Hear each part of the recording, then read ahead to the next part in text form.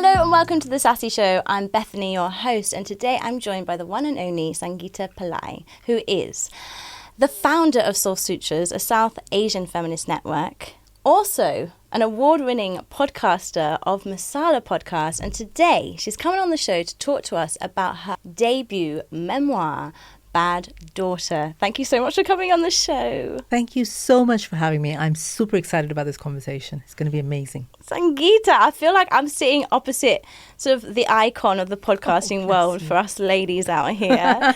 So it's a bit of a big deal, especially because your book is one that I know is going to be reaching people around the world. And that's quite a big step. It is. I've been writing it for 7 years.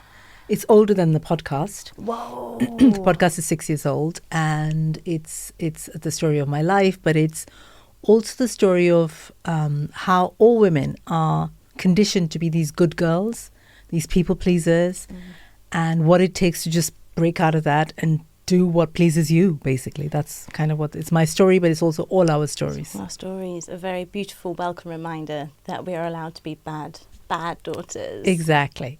Before we jump into all the juiciness, can we do the sassy quick fire? Yes. All right. I would love to know, Sangeeta, are you a pyjamas person or are you all about the nudity? Naked.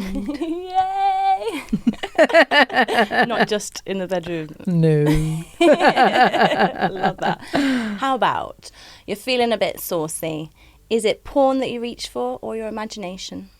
Depends. Okay. Could be one or the other, depending on what I'm in the mood for. It's not one or the other, I think. Ah, it could be both one. have a role. Yeah, both have a role, depending on how I'm feeling. I love that, because I find that I really am not a porn watcher, and I'm a lot more based on experiences, and that helps my imagination. Do you ever dabble in audio? I love audio porn, actually. I think it's, I love audio because of what I do. But I think with audio porn, there's so much space for your imagination. And, there's a texture, you can feel what the texture is. And that's often richer in our own minds than what we see. Because when we see something, that's just what it is. So I'm a huge fan of audio porn. It's all about the senses. Yeah, it's all about the senses and space and imagination. Okay, another little projection of mine. I am a foot fan. Feet for you, are they sassy or nasty? Nasty. I'm not a foot person. I'm like, I don't mind it, but it doesn't do anything for me. You're not like, that's a nice pair of toes. No, that's just toes. It's a foot. It's not just a foot. Sorry for folks who have things with feet. Good for you. It's not for me. Not for you. How about a cheeky date? Are you more inclined to like to go dancing? And this can be a friendship date. It doesn't have to be any other kind of date. But are you dancing or are you more into sort of a coffee, sit down, have a chat? I think dancing, because nothing kind of frees you up and then you're like laughing and you're moving and the interactions you'll then have, whether it's with a friend or a date or whatever, are so much richer. Because you're in your body, you're having fun, you're laughing, you're moving, Yeah. I feel like a lot of these themes, even when you're talking about it, it's like being in your body or understanding your own pleasure. These are topics that come up throughout all of the Masala podcasts, all the incredible people that you've interviewed across these many years. But I'm wondering if we go back in your story, Sangeeta, at what point did you realise that actually you didn't have to live by the rules that society had put around you, especially within the context of where you grew up, because you've been in the UK for a couple of decades 20 now. years, yeah. 20 years. Yeah. But going back in time, I mean... Yeah, the Bad Daughter self started a long time ago. I was born in Kerala. I grew up in the slums of Mumbai. And I have this memory of, which I write about in the book. I was about 4 years old and we were in a village in Kerala, like a tiny village. And all kids at a certain age were taken to have their photographs taken at the photography studio. There was one photographer in the village, right? So I got taken there with my mum and my aunt, and they put me up and the photographer's all ready and he's got his camera and he says to me, smile. I refused to smile. And my aunt and my mum were, going on, saying, come on, you got to smile. And the more they told me to smile, the less I wanted to smile. And I have this, in the end, they got fed up and have this really beautiful, I think beautiful, grumpy photo of me with my hand on my hip and like looking down on my nose and like I'm feisty. So that's probably when it first started. Damn, that feeling of resisting what people were telling you to do. And the smile, especially as women, I mean, our worth feels so tied to being attractive, being pretty, trying to get that attention. Pleasing people, saying yes to everything. It's so intrinsic to being female, So who maybe around you supported that transition from 4-year-old Sangeeta to a teenager to then an adult, knowing, okay, I'm actually going to be a leading voice in regards to feminism and the rights of women, particularly in South Asia, but now further afield? Actually, no one. Oh, no. I have not had a single role model in my life. I only learnt of the word feminism in my 30s. We'd never heard of it in India in 1980s Mumbai, which is where I lived. No one spoke of feminism. And the person that I've had influence me the most is myself, but my higher self is how I think about it. Because I've always known, I've always challenged, I've always pushed back. And people ask me this all the time, like, where did that come from? That came from deep within me. So that part of me was always alive, even when I was 4 years old and 8 years old and 10 years old and 20 years old. And I knew that I had to push back, because if I didn't, the life that I was being trained for, arranged marriage, children, like the thing we were told is the best you could hope for as a girl was some nice guy would marry you and you'd have a decent home. And that's the best case scenario for your life, right? Okay. And mine was particularly bad because, A, we lived in the slums. My dad was alcoholic. He was abusive. So there was a lot of violence. And I could see my mother couldn't go anywhere because she didn't have a job. She didn't have her own money. So she was stuck and we were stuck. And I think that's probably, although it was horrific, it has informed my feminism, because it taught me that if I wanted any say in my own life, I had to be independent. I had to have my own money. I had to have my own opportunities. And I think that's kind of what fired me up in many, many ways. So while there was nobody really to tell me to go forward and do that, I think there was that fire always within me. And in many ways, watching my mother's pain, spurred me on to become this person that I've become. Because the idea of the opposite was just inconceivable. Yeah. It was like, I will die, but I will not have that life, is what I always knew. Mm-hmm. And it was very strong. And I lived at home because girls in India, we didn't get out and get our own place. They say that a girl leaves her parents' house either in her bridal procession or her funeral procession. Oh, Jesus Christ. Isn't that awful? Yeah. Oh, no. I found a third way. I got a job in another city. Okay. So that was one of the big steps. Yeah, that was one of the big steps. Absolutely. So I lived at home for 10 years. I fought with my family for 10 years. And they all thought I was crazy. They were like, what are you saying? Like, why are you saying these things? Because no one else around me was saying these things. So, I understand now. It must have been really difficult for them as well. But were you very isolated in that experience? Massively. Yeah. Because literally no other human being that I could see around me was saying anything like what I was saying or asking for the things that I was asking for. It was very isolating. So if you look at that person then and now, how do you feel like you've changed despite the fact that you've still stuck to that core essence? Have you connected more to your higher self? Yeah, I absolutely have. I think the person I am now and that person then, the commonality, like you say, is that fire to say, don't tell me what to do. I know what I'm doing. But I think I've probably accessed those softer parts of myself where before it was I had to fight to survive. I was in survival mode my entire life. That's quite stressful, no? It's a very stressful place to be. Because I knew if I didn't, I would, that was a life waiting for me, right? Now I think I am a lot softer. I enjoy it a lot more. There's a lot of playfulness with it. Where even now I'm like, I'll do what I think is right and not what anyone else says is right. But there's a fun part of it. There's a joyful part of it. There's a spiritual part of me that's evolved in the last couple of years. So it feels a lot more fluid, a lot softer, a lot more fun.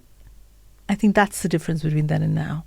I really love hearing this because I know you've talked before about mental health, and in case people don't know your story, I think it wasn't quite as clear as you sort of going like this and then podcasting Joy and now you're here. It's been a rough ride, right? Yeah. It has. How did you find that your spirituality may be connected to that experiences with well-being and mental health? So it's been quite a journey, and I think it's important to say that because, you know, we hear so much on social media and it's like, oh, one day I was this and then I made $1 million and everything's amazing now. But it never is like that. Life isn't that simple. So about 6 years ago, I was working in advertising, which is what I did in India, moved to the UK, got advertising jobs, wasn't happy, but I told myself that everyone's unhappy in their jobs, you know, it's what you do. And I had what I think was a mental health breakdown. I couldn't get out of bed, I couldn't function, I couldn't do anything. And when I was coming out of that, I knew that I couldn't go back to advertising. I couldn't be the person that person had gone. Okay. You know? Yeah. And I had to almost shape or create this new person. And that's kind of how the work started. And there was no strategy, there was no plan. I never at any point sat down and said, right, I'm going to be X for South Asian women. Nothing. I just started to run these workshops. I did about 20 of them, invited South Asian women to come, to tell their stories, talk about taboos in the culture. And I'd coach them on how to write, because I was a writer. And then it kind of evolved into theatre shows. I did 2 theatre shows with that. I was like, oh, these are amazing stories. We must do something with them. Did the theatre show. The responses were so amazing. Like all these women coming up to me saying, oh my God, you're telling our stories. This is amazing. And that's kind of when I started thinking about, oh, I should do something more with this. And that's how the podcast came. So the reason I'm sharing all of this, and we'll talk about the podcast a bit more, but it was not a linear thing. It wasn't like, now here's the solution. Like it wasn't. It was like, okay, I'm feeling this. How can I be truest to myself? How can I be really listening to what my body and my mind are saying to me and follow that? And then the next thing is revealed and the next thing is revealed. And that's how the journey was. So there was a lot of, the mental health was very hard. I had severe panic attacks, severe depression, severe anxiety. So bad I couldn't even eat. If I ate, like my stomach would start to like try and chuck the food out. Like just my body was in turmoil. And to me, the way forward was I did a whole bunch of therapy. It was okay for me to understand myself. It taught me, okay, this is kind of why I am feeling the things I'm feeling. But it didn't really help in the healing. So for me, healing was a much broader journey. I went into a lot of alternative healing methodologies. I've tried acupuncture, craniosacral therapy, hypnotherapy, tantra, lots of different modalities. And that's kind of how I healed. Okay. So that's been my journey. So are all these experiences and revelations something that you share in your book? Yes, I talk about because I feel like with healing, in the West particularly, the script we're given is like, right, you go find a therapist, you do a whole bunch of sessions, and then you're fixed. And it is never like that. It is not that straightforward. While therapy is great for certain things, I think it doesn't really give you the somatic skills, like how to move trauma through your body, how to sit with really difficult feelings like anxiety. And for that, you need more body-based kind of methods. And all of these things that I've described to you, the acupuncture, the tantra, the craniosacral therapy, I write about all of that in the book because I want people to know that these are out there. And these might not be for you, but there might be some other 5 things that I've not tried. But I want people to read this and know that there are other ways to heal. It's not just this one thing we're sold, which is therapy and medication. You know, there's other things. Yeah, I was thinking medication does feel like something that slaps on top as a bandage. Yes, it's as a bandage because it allows doctors to give you something and get you out of their clinic. Actually, I feel like even when you talked about doing the workshops in the beginning in the theatre, it's like a combination of community and culture and creativity. And I feel like that's something that you've actually continually done that in a way is kind of a therapeutic practice, right? It really, really is. And in many ways, now that, even as you said it, like I was like, yeah, because it's almost like going back to the wound to heal the wound, you know? So the wound was a cultural wound, you know, what I had. which is, or you, as a girl, you can't do this, you can't do that, you've got to do this, you can't do that. And going back to the community and working with the community, helping them heal their wounds, which is what I've been doing. Yeah. In turn, heals my wounds. You know, it's beautiful. Yeah, because part of me would imagine it also must feel quite heavy to sit with your own reality and your own healing journey and your past and the history that you talked about, and also maybe holding space for people whose stories are also very sad and difficult. And I don't know, did it ever get a bit hard? Actually, no. And it's That's so, I feel like, and I'm sure we, in our conversations I've said this, like, I know now that I was put on this earth to do this work. Like, that's my purpose. That's why I was born. That's why I went through all the things I went through, right? Even the hard things. Because if those hadn't happened, I wouldn't be this person doing this work now. So I think any point when I'm engaged in that work, which is talking to other women, talking about trauma, talking about difficult things, I'm in my element. And it never feels heavy, even if the topic is heavy. Yeah. I kind of sit with it and I absorb it and I put it out there, and that's kind of its own life. You know, it takes its own life. And I suppose in a way you're helping other people be liberated from all the things that we see and maybe we don't see, actually, because I want to shift a little bit onto how your book is allowing, I would say, a very global audience to connect. Because the experiences you mentioned about growing up in a slum, culturally, the expectations around how you can live as a woman, what your rights are, we tend to imagine that they happen in places that maybe aren't as Western. And that's not true.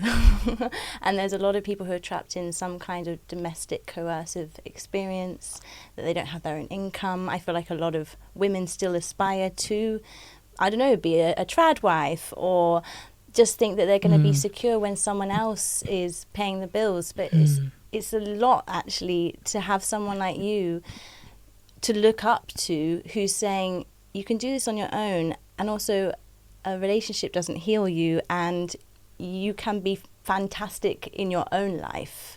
All of those things. Yeah, right? yeah. And it's not just, it's such a good point you've made there, where we have this idea that somehow feminism is in the West and everybody else is a certain way. And it's not true. We are as trapped by our own minds and the society and the culture we live in as a woman in a village in India, right? It's less obvious, you know, these ideas that we're taught, like, oh, when you're a girl, some guy will find you and marry you at some point and that's going to change your life. Or that, you know, you spend your entire life trying to be a certain body type because it's skinny, sexy, and everything else isn't. Or you're perpetually supposed to hang on to youth because that's the desirable thing, and age is this awful thing we're all supposed to hide and prevent. So there are so many prisons, and I think of them as prisons in our own minds and society and online and offline and all of these things. And I think feminism, wherever it is about challenging those ideas and about saying, can I be myself? Why do I need to be? I'm not saying be in a relationship, not be in a relationship, but is that right for you? I wonder, and anybody listening to this, how many people are in relationships because they think that's the thing to do? Are you in that relationship because that is like helping you be your best self and this most amazing human? Or is it because you think, oh, we should all kind of, you know, be with somebody and do the thing and buy the house and have the children? Right. It's shocking to me the number of people that just do it because they're expected to. Yeah. Right? And then they feel trapped. And they feel trapped. Yeah. And this is the thing nobody tells you, right? Every choice you make has consequences. So even the choice you don't make has consequences. When you decide that, oh, I'll just stay because it kind of feels okay. And, you know, if I go out there and I don't know what I'll find, that is a choice. And when you do that, you're cutting off a big part of you. You're not allowing yourself to be fully you. And that comes with its own baggage. I'm wondering what your advice would be if someone's listening and they feel like they still don't have a choice. Say they're married, they have children, they want to leave their partner, or the parental pressure to have a job is so heavy. Where do they start? We all have a choice at any given point. Unless you're, I don't know, if you're stuck in a war-torn area and you can't get out, you don't have a choice, right? Or you're really ill and you're about to die, you don't have a choice. Those things are very different. But most of us in the world have a choice. We've told ourselves we haven't got a choice. We've told ourselves, oh, I can't really leave this relationship because X, Y, Z. I can't really leave this job because X, Y, Z. Every single person has a choice. You know, I've been in situations where I'm like, okay, I can't, you know, leave the house. In my kind of very traditional 10 years, I was stuck at home. I couldn't leave. That's what they told me. But I kept trying to find ways outside. And I'm like, okay, so I don't want to marry some random person. I can't leave because they won't allow me. But what if I could get a job somewhere? Then they couldn't say no to me. So I found a little way. And there are always ways. We tell ourselves there's no way. But that's the programming, you see. Because the world wants you to believe there's no way. Because then you'll keep stuck and you'll do what they want you to do. And what I'm hearing right now, and I almost see it glimmer in your eyes, is this rebellious streak. Yes. Yes. It's the 4-year-old. Yes, it's the don't tell me what to do. Yeah. I love that. I would like to shift a little bit onto discussing how you found the professional process of stepping into a world of podcasting, which we already know is heavily dominated by mostly middle-class white people, including me.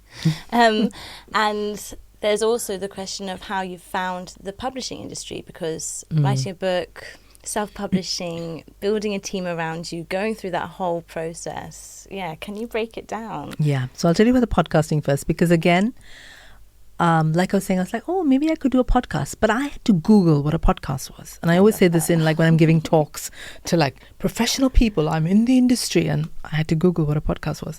Because I didn't know, you know, you were ahead 6 years ago, still. Right? And I'm not a young person, you know. And so I Googled and I'm like, okay, that's what it is. I entered this competition. Someone sent me a link to a competition from Spotify. On the night that was like 12 o'clock was the deadline, and they sent it to me at like 10 o'clock or something. Oh, I love these stories. And I was like, oh, I'll just dash something off. They're never even going to look at this. The next week, I got a call and they said, we'd like to interview you on the phone. So they spoke to me. And then I got an email to say 750 people applied for this thing, and you were one of 10 that got shortlisted in London. Shit. This was 2018, November 2018. So off I went to this like week-long podcasting boot camp where they talked to me. Like, I didn't know what you did with a podcast. Like, where do you put it? How do people find it? I don't know. What's it look like? What does it look like? So there was like a week-long boot camp. And at the end of the week, you got 5 minutes to pitch your idea to the head of BBC Audio, Apple Audio and Google Audio. That sounds terrifying already, but also, wow.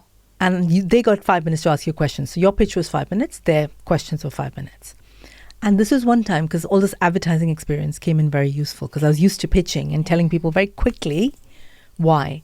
And it was one of those rare times, Bethany, in my life where I'm like, I think I've got that. And when they announced my name, I wasn't surprised.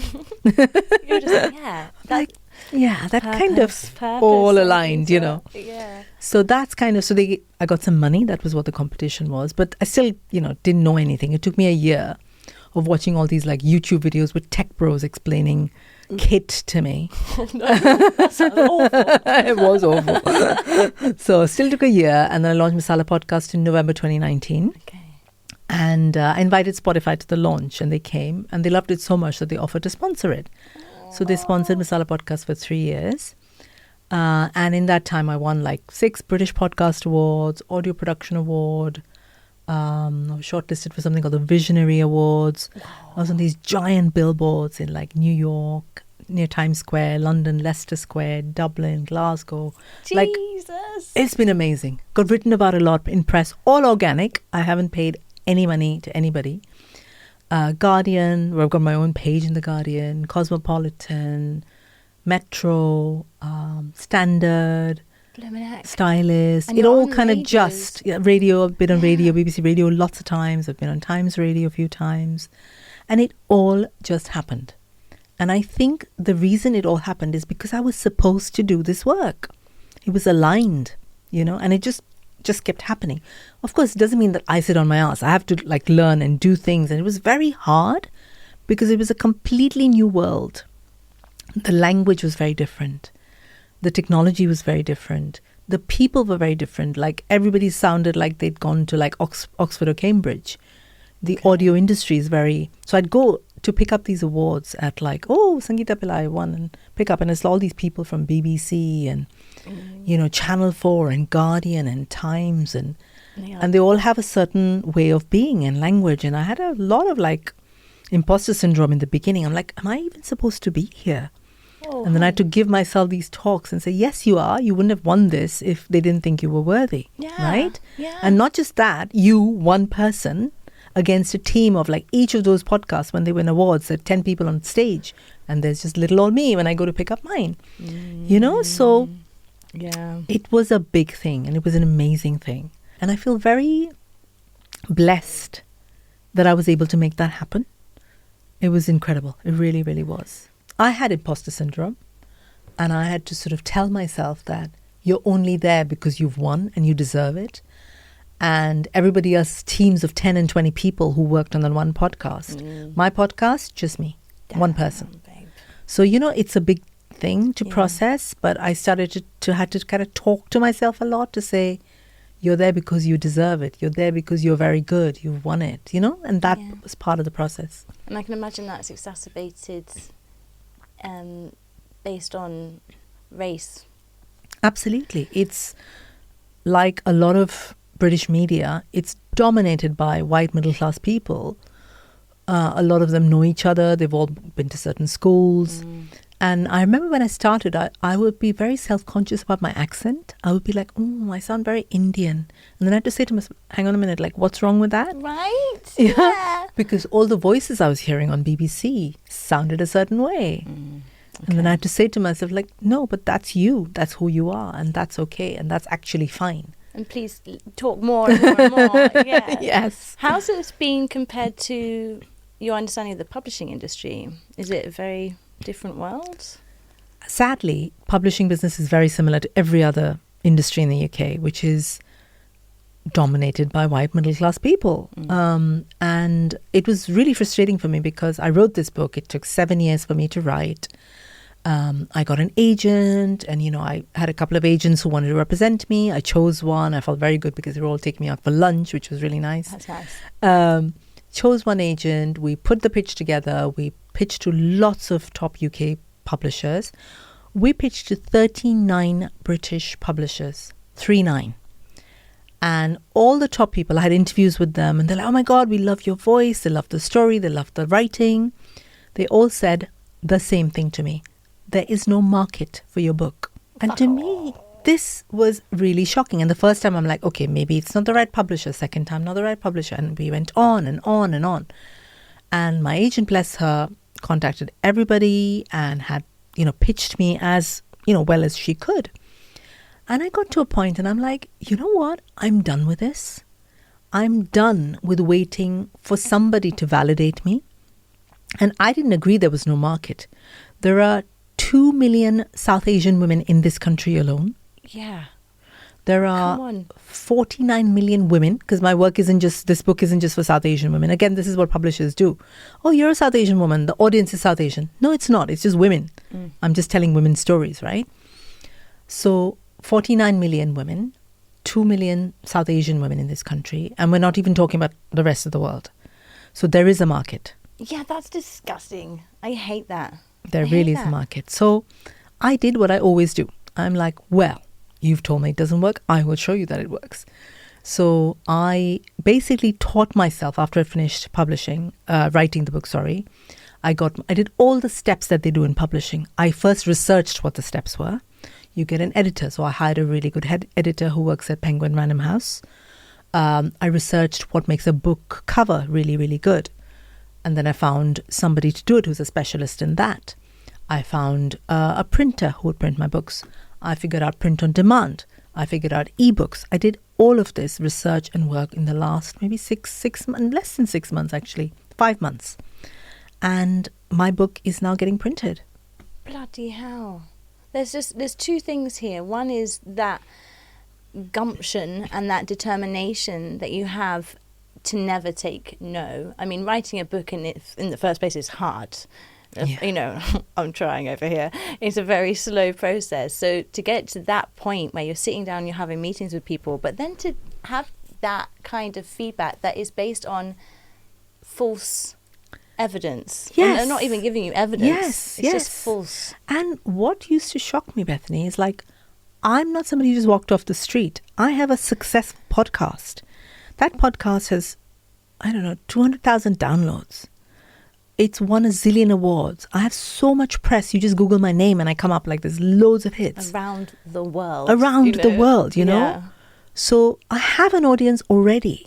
It's not that even if just my audience bought my book, it's already a successful book. So it just, to me, it's really short-sighted, I think. And publishing, and UK publishing, because that's my experience of it, is very much like if you fit a certain category, you get published. If you are the flavor of the year, I don't know, we're doing Japanese something this year, okay, then you fit in. But if you don't fit into those things, you can forget about it. And if someone like me cannot get a publishing deal, I mean, what about somebody who just wants to write a book, who hasn't got an audience? Yeah. And I've looked into the numbers now. I believe in the last 4 years, and I can send you the links to this research, 71 South Asian women have been published in this country. 4 years, over 4 years. That's less than 20 a year. My maths is really bad, but That's 20. shocking. And That's awful. I will tell you the number of books. I think 4 million books a year get published. Something like that. Oh my God. So I don't even know what the percentages are. Like my mind can't even... something. That's awful. And when we do think about the movement of people, especially in the UK, we are such a multicultural society. Yes. So when it comes to those publishing houses, it's like, what society are you looking at? Because where do you live? Yeah, right? And there's such slimming. I remember talking to another writer, Sangeeta Pillai, and her issue was the fact that as soon as she wanted to write about Tantra, they wanted to put her in the sexual category, and she was like, but Tantra isn't sex, like, and it's just that reductive nature. It is. You have to fit into like tiny little boxes. If you fit into our tiny box that we've created for you, you're welcome. And if you don't, you can forget about it. So you've made your own box. I've made my own box. Project Born. Absolutely. Another project of where I've said, no, you're not telling me what to do, you know? Yeah. And there's so much power in that. This is the other thing I've spoken to a lot of authors in the last, I guess, year, and I have a lot of friends who are writers as well. And it's such a, to my mind, such a, I don't know, like powerless position where as a writer, we're supposed to wait and work and wait for this one day where a publisher will tell you you are worthy. You are worthy and I'm giving you this deal. And we spend our entire lives we're supposed to spend just waiting for somebody else to validate us, right? It's so external. And then when they do give you the deal, I don't know if I've researched this, and it was shocking to me that most writers get 10 to 12% royalty. That's all they get. So you spend at least a few years writing a book. It's a long game. You cannot, it's very difficult to write a book in a couple of months. Yeah, they say 5 years is like roughly. Yeah, roughly. Time. If you speak to most writers. So you spend all this time doing this thing. And then this dream comes true, which is what you're taught. Like one day, if you're very, very good. And it's so funny. It reminds me of how women were told, like, one day, if you're very good, a man will choose you. It's the same kind of programming, I feel. Yeah. Except this is a publisher. One day, if you're very good and if you do work very hard and if you're very, very lucky, this one publisher will come along and say, I choose you. And then what do you get for that? 10%. And even the advances, which I didn't know until I started digging in, because like most people, I'm like, oh, somebody gets an advance. And that's the image we see. Writer gets an advance. Oh my God, I've got this advance. I'm going to be published by X, Y, and Z. But even the advance, I learned, Bethany, you have to earn it back. So when your book sells, the publisher keeps that money. So that's not your money. Oh, no, that's literally why it's called an advance. Advance, but you never think about it. You're like, because the way it's projected is like, oh my God, I got this, somebody got a massive advance and this happened and that happened. And even, again, I've been talking to a lot of writers. Most of them will fund their own launches. Publishers no longer do that. A bit shit with press as well. Press as well. You do your own press. You're supposed to do your own social media. You're supposed to market it. And I'm like, this feels, again, publishers, if anybody's listening, like, correct me if I'm wrong, but it feels very unfair to writers.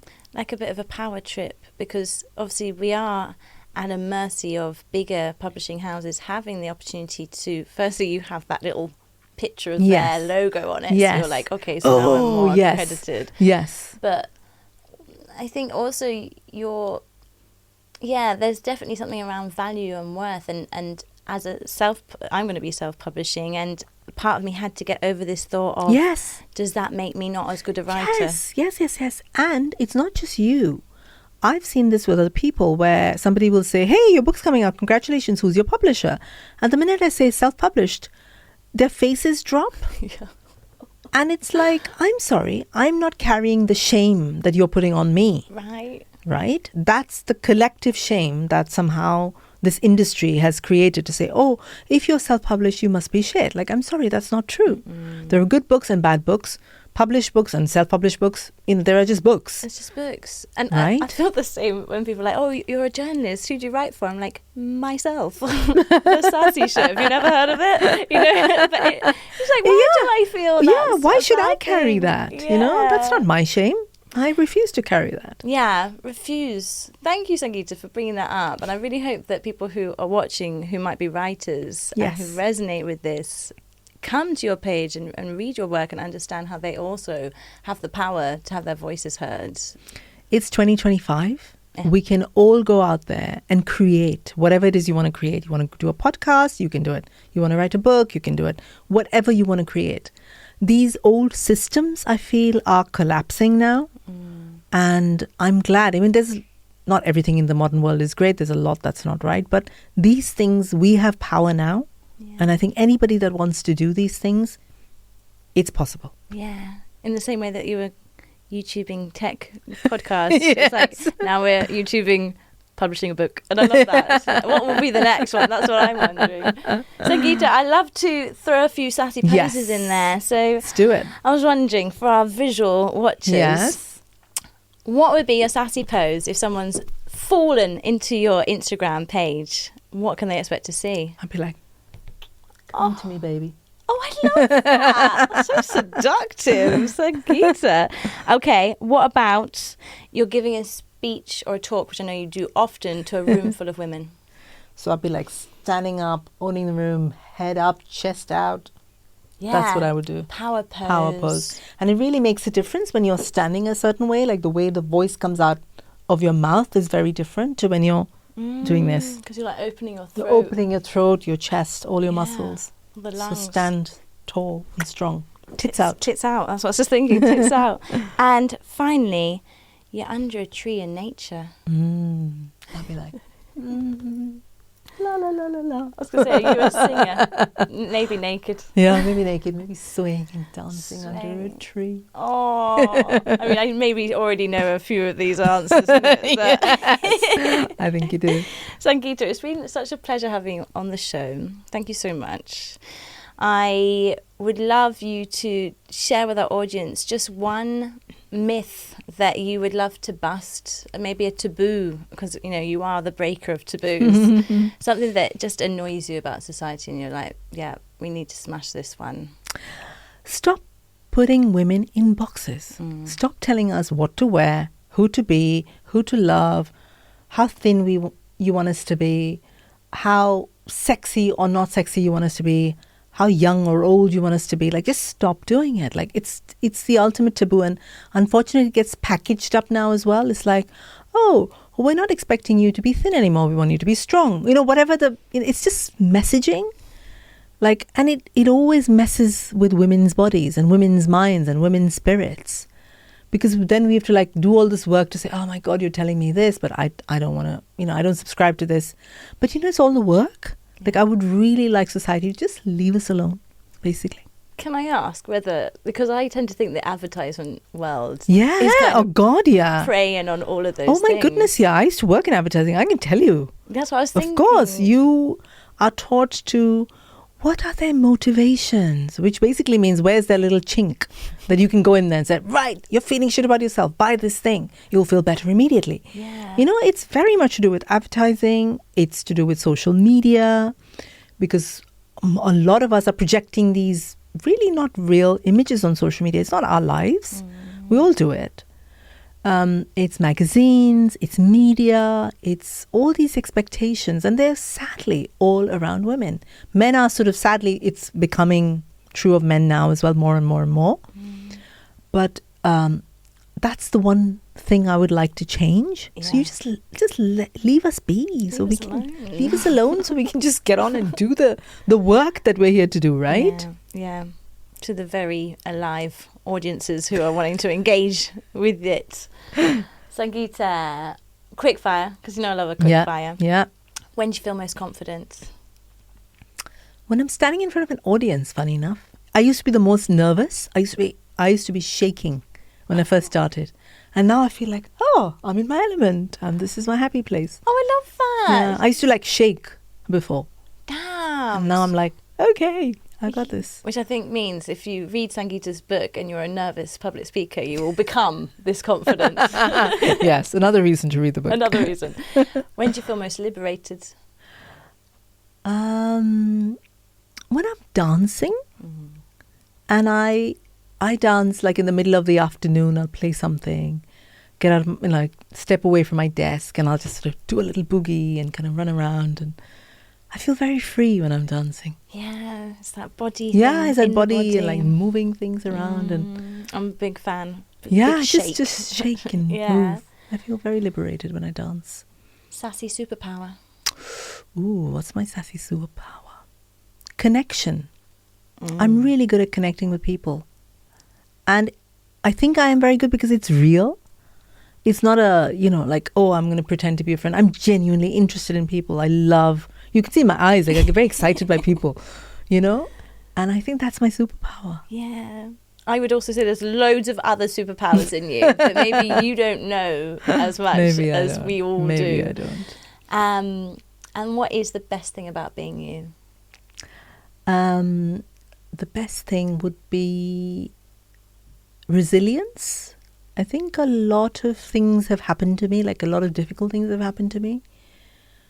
But from somewhere, I've had the divine grace and the blessing for it to really not stop me. And in fact, it's made me stronger. Like all the really tough things have given me this power to kind of go out in the world, and it's like I become bigger, Do you think it's because you're realizing how strong you are? Yes, I think. And I never used to think I was. And I used to think strength was, like people who are strong are like this, and I'm not. And I realized actually I am incredibly strong. And funny enough, I was thinking this today. I'm probably the bravest person I know. The things I have done, sometimes I think about it, I'm like, I'm really brave to do that, And that's been a realization, more and more recently. It's a real tingle because secretly I have already read a tiny bit of your book, and it's moved me to tears. It's made me feel so in awe of what you're capable of. I already feel like I'm going to cry again.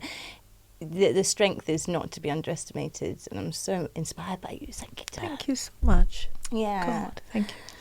Thank you for coming on the show. It's been an absolute joy. If people want to, or when people buy your book, where do they need to go? What are they looking for? Where can they find you online? So there are two places. If you go to soulsutras.co.uk, which is my website, there's a link that says Bad Daughter. Click that. Or there's a new website that I'm putting together. It's called baddaughter.co.uk. Perfect. So you can go in there, or you can find me on Instagram, Soul Sutras. If you search for Soul Sutras, the link is there.